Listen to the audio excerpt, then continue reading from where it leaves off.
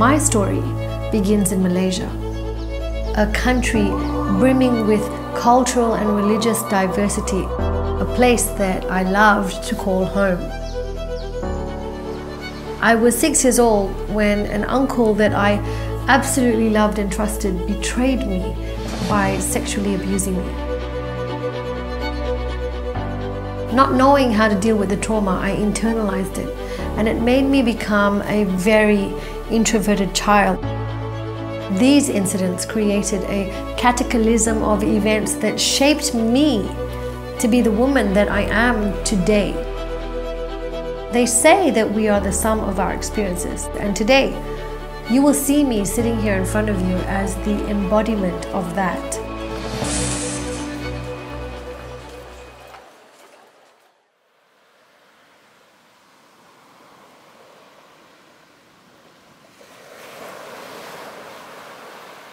My family, they decided to migrate to colourful Australia, a land of opportunities, when I was 12 years of age. I was happy about this decision because it meant that I would no longer see my uncle. At 14, the abuse continued. I was raped by my cousin. After the rape, I felt like I was worthless and that my life meant nothing. I felt like I should be blamed for everything. My parents, they were raised in a culture where nobody speaks out about the wrongdoing of another.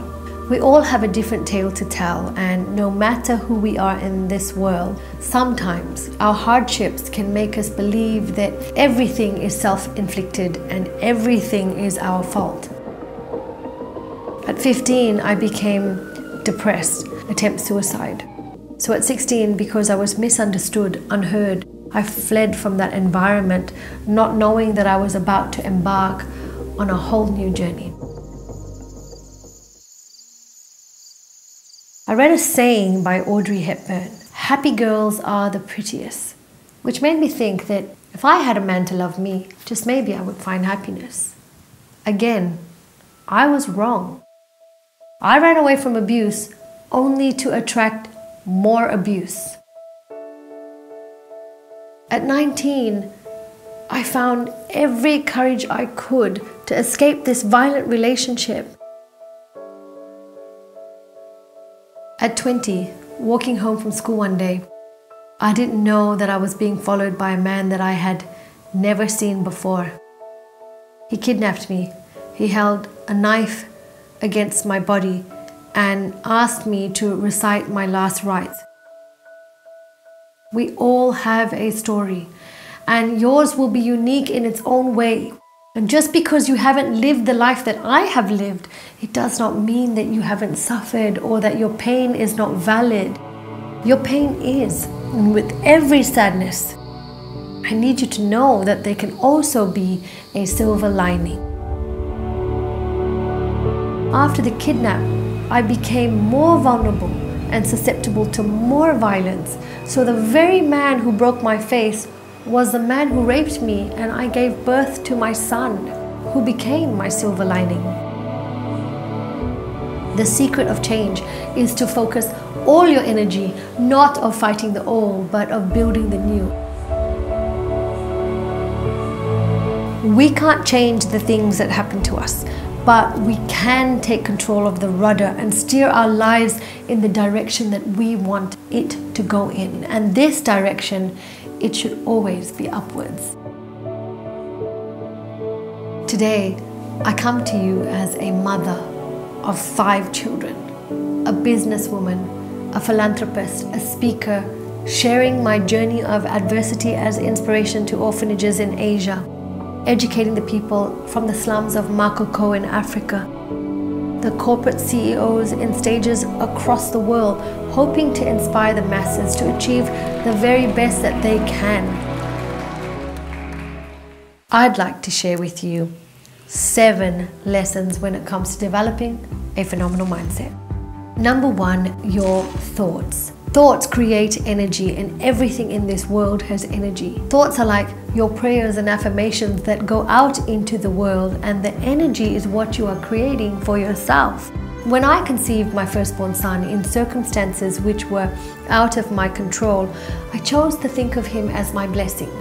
Because of these powerful thoughts, this is the prayer that I put out into the universe. Watch your thoughts. They become your words.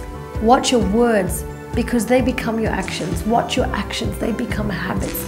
Watch your habits. They become your character. And watch your character because it becomes your destiny. Number 2, your awareness. Our life's journey will unquestionably include detours, setbacks, challenges, and failures. You can take proactive steps to walk towards a better, positive future. Be aware of your needs and try to have them met as best as you can. If you need help, seek for it. If you need love, then love yourself first to fulfill your own needs. Which brings me to point number 3. Love yourself. I got so tired of seeking validation that I realized that the only way was to change the way I think about myself. Now I know that our primary relationship is with ourselves and others are all mirrors of it.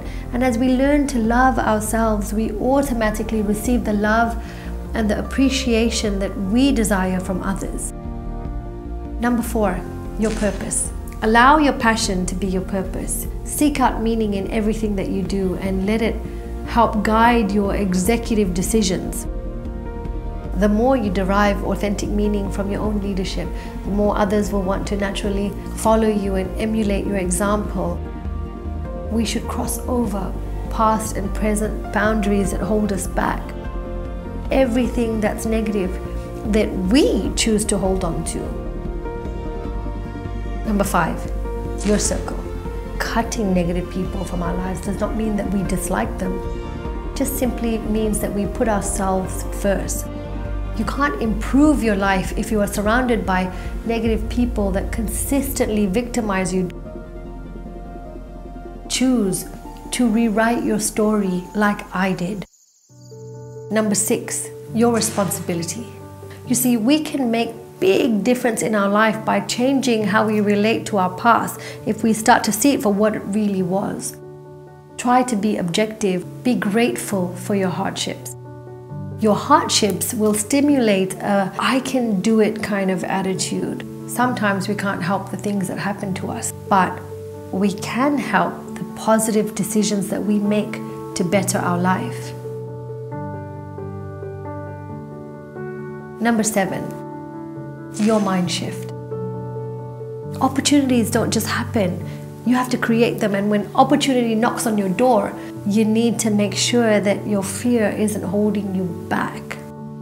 I say, develop a phenomenal mindset. One that is capable of transcending all barriers. One that is capable of seeing multiple perspectives. A mind that can find alternative angles and has the power to turn any negative into a positive. Now, when we have this powerful mindset, anything is possible.